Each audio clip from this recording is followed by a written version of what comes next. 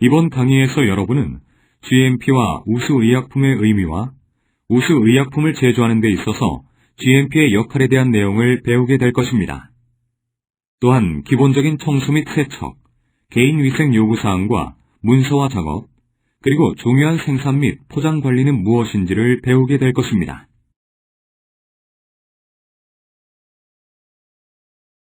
이번 강의를 통해 여러분은 GMP를 시행하게 된 이유와 GMP 관련법의 목적을 설명할 수 있을 것입니다.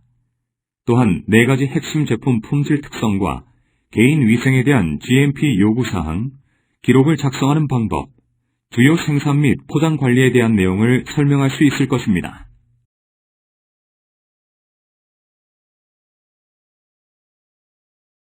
(1906년에) 코카콜라에서 코카인이 검출되었습니다.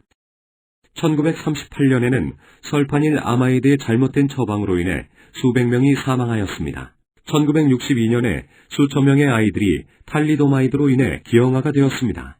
1974년에는 13명이 아이유디스를 사용한 후 사망하였습니다. 1990년 오염된 혈액 제품으로 인해 에이즈가 발생하였습니다. 1994년에는 맥박 조정기를 사용한 사람들이 갑작스럽게 사망하는 사건이 있었습니다.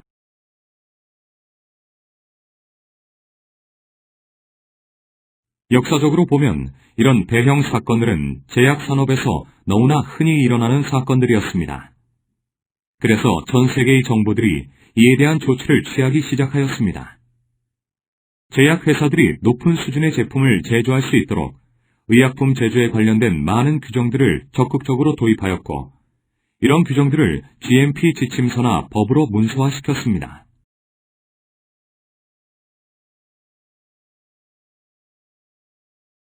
(1960년대까지는) 제약산업에 관한 규정이 그다지 엄격하지 않았습니다.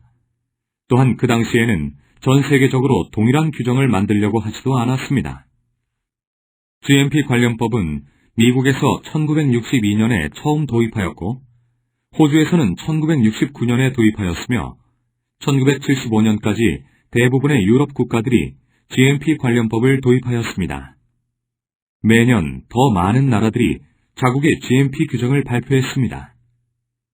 하지만 최근 들어 이런 GMP 규정들은 전 세계적으로 조화를 이루어가고 있습니다.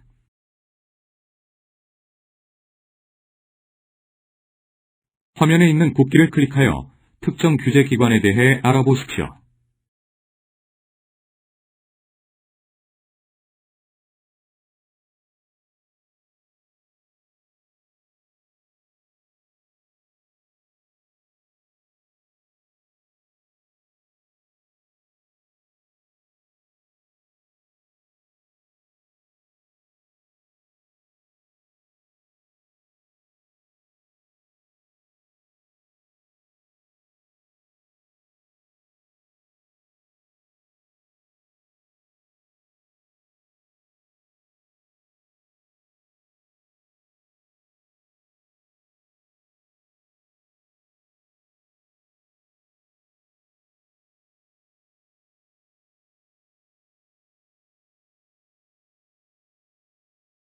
대한민국의 식품의약품안전청에서는 GMP의 안정적 운영을 위한 3대 요소를 제시하고 있습니다. 인위적 과오를 최소화할 수 있는 설비와 장비의 관리와 오염에 의한 품질 저하를 방지하기 위한 작업자의 교육, 그리고 품질 보증 체계를 확립하기 위한 다양한 문서를 통해 GMP가 안정적으로 운영되도록 요구하고 있습니다.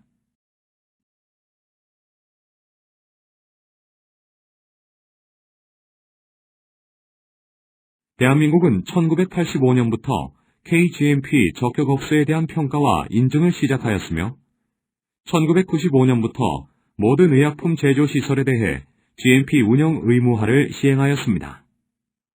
이를 시작으로 원료의약품과 생물의약품에 대한 GMP 기준을 신설하였으며, 2008년부터 밸리데이션 의무화를 단계적으로 시행하였습니다.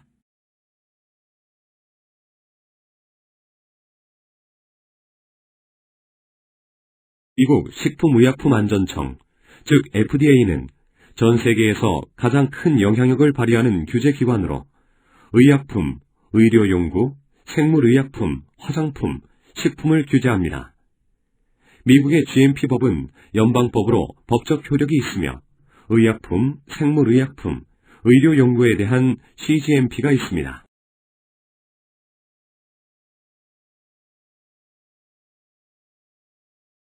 화면에 보이는 지표는 미국에서 발생한 중요한 발단이 되는 사건들이었습니다. 각 연도를 클릭하여 이 사건들에 대해 좀 더 알아보십시오.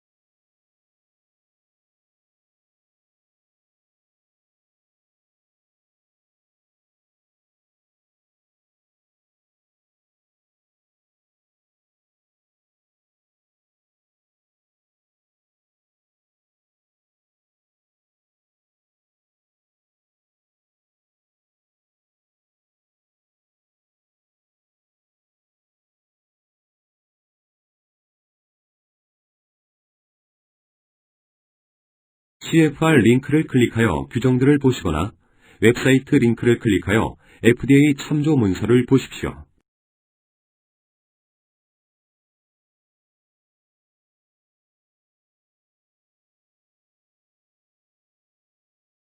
FDA는 여러 가지 방법으로 산업을 규제합니다. CFR의 요구사항들은 법적 효력을 가진 문서로 사용자 지침과 정책 문서들을 지원합니다. 또한 FDA는 NDA와 ANDA와 같은 등록 신청에 관여합니다. 기업들은 일탈 사항들에 대해 FD 483 통지와 경고장과 같은 통지를 받게 되며 극단적인 경우 법적 제재를 받게 됩니다.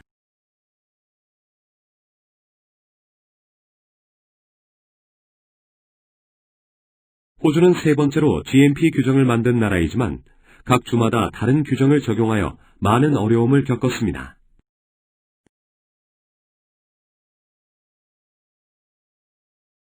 1991년 이전에는 호주의 각 주 정부가 의약품 제조자를 포함한 모든 보건 산업에 대해 관리를 하였습니다. 그래서 그 당시 GMP 법률이나 규정의 적용은 아주 제한적인 범위에서부터 꽤 엄격하게까지 이루어졌습니다.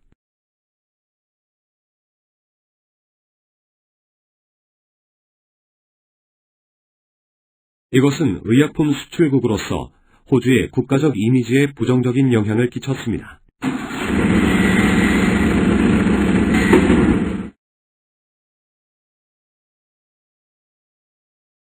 I'm sorry, we can't accept this pharmaceutical. 하지만 호주 정부가 1990년 의약품 법령을 통과시키고 1991년에 의약품법을 시행한 후 이 모든 것들은 변하기 시작했습니다.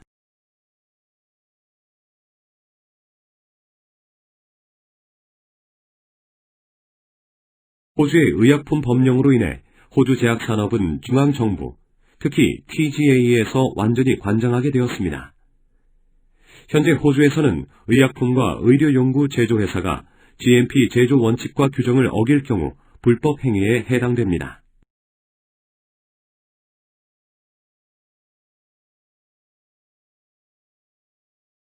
우리 제약 산업에서 정부 차원의 규제가 이루어질 때 장점 중 하나는 오직 하나의 규정이 적용된다는 것입니다.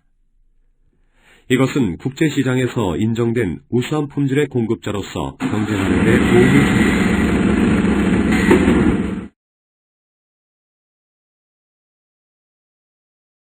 Well, it looks like we can accept this pharmaceutical.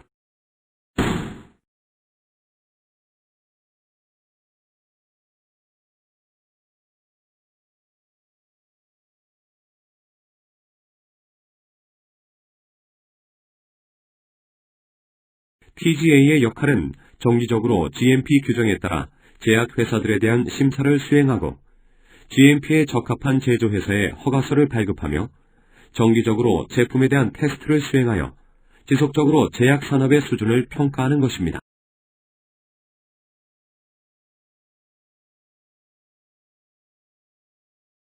영국은 의약품 관리 부분에서 긴 역사를 가지고 있습니다. 1921년으로 거슬러 올라가 보면 의약용 물질에 관한 법률의 도입을 볼 수 있습니다. 1968년에는 영국 의약품 법률 및 실사단을 설립하였습니다. 1971년에 영국은 의약품 규정에서 제조자의 법적 의무를 규명하고 같은 해에 GMP에 대한 오렌지 가이드의 초판을 발행하였습니다. 현재 영국은 유럽연합의 회원국이기 때문에 영국은 GMP의 원칙과 지침을 EC의 지침에 반드시 따라야 합니다.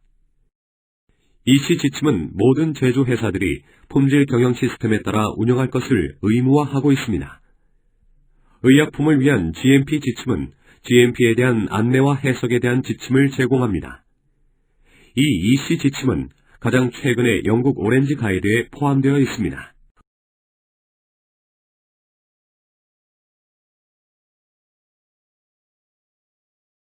의약품을 제조할 때 세 가지의 중요한 요구 조건은 다음과 같습니다. 첫째, 제품은 반드시 허가를 받는 제조회사가 만들어야 한다. 둘째, 제품은 반드시 판매 허가를 받아야 한다. 셋째, 제조회사는 반드시 제품 품질에 책임을 질 수 있어야 한다입니다.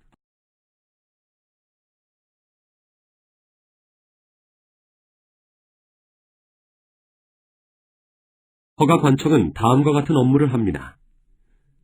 정기적인 GMP 실사 실시, GMP에 적합한 기업에게 허가서 발행, 정기적인 제품에 대한 테스트 수행, 지속적인 업계의 수준 평가, 가장 중요한 업무로 소비자를 보호하는 것입니다.